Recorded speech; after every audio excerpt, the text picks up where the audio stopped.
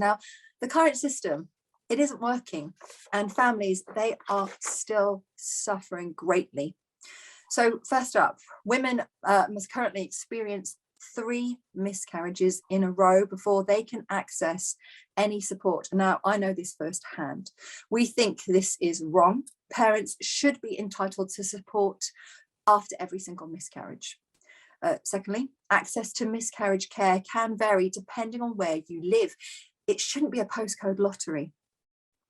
3, nobody knows how many miscarriages take place in this country overall because we don't record it consistently and bring those records together into a single place. They are not consolidated. So whereas we know how many, sadly, stillbirths happen, no one can actually still tell us how many pregnancies end in miscarriage. Now, this means we don't understand the scale of the problem, and we can't tell if the support that we have put in place is working or if it isn't.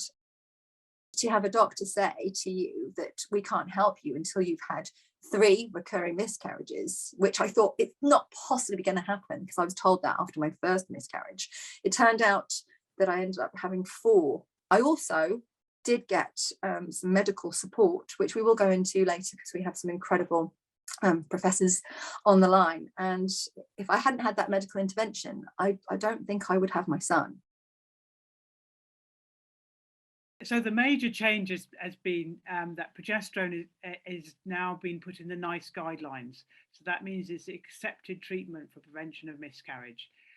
However, there has been a problem in going from the NICE guidelines to making it easy for patients to get. So I think the only thing that we can do at the moment is really empower patients and make sure you're aware of that. So the reason it's in the NICE guidelines is because of the fantastic trials led by my colleague Arri, who you've just heard talk, and also because of Tommy's support in getting this in the guidelines. It's not going to stop everyone miscarrying, but it increases your chance of having a baby 5%. That's a massive deal to my patients. So the research that we do in terms of looking at the causes, is it to do with the genetic makeup of the baby? Is it to do with the lining of the uterus?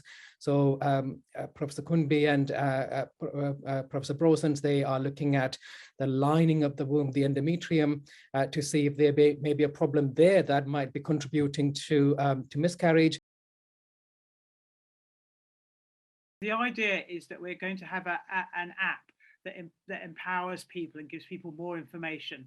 So that is exactly the issue we're trying to solve, this fear.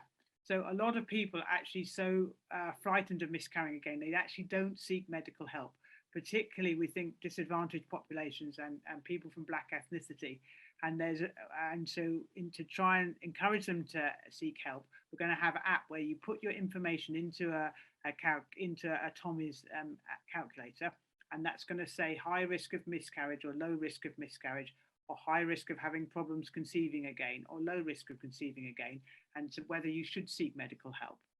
It's also going to be backed up with a telephone line, so that if you write things in the app that suggest that you need it, then the Tommies have appointed some midwives who can ring you up and give you counselling.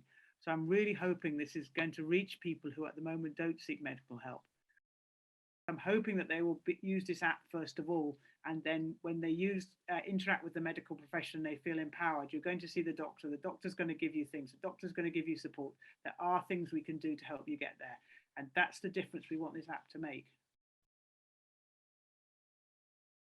There are some really good things happening. So the graded model of care is being tested at a number of sites, and there might be stuff that Arri wants to add on that, and that's important because that gives that sort of evidence base, I guess, to show that this can work, and it works really powerfully. We've talked about the miscarriage tool being launched in the autumn. That's a key thing for us because that means that people will have access really easily to great information that they can then arm themselves with. And we've also, again, we talked a little bit about this earlier, but we're looking very much at later term miscarriages because I think that's one that, that's been in the shadows a bit, and that kind of funny grey area between, a late miscarriage is, not defined as a stillbirth, just as devastating. I mean, all miscarriages can be absolutely devastating, but there's more that we need to understand about those later term miscarriages and how we can support people through that. With more investment in research, we can find the answers to prevent the devastation of pregnancy and baby loss. Now, the incredible professors that we've met today, they've shown us that, but it does cost. So if you aren't already donating, if you could, please head to Two Tommies and consider doing it. So please spread the word to get the signatures down for the Women's Health Strategy. Let's make our voices heard more so than ever. And thank you again on a personal note for all the work that you are all doing. Together, we can give parents the best possible chance of a happy, healthy pregnancy, and ultimately, we can help save babies' lives.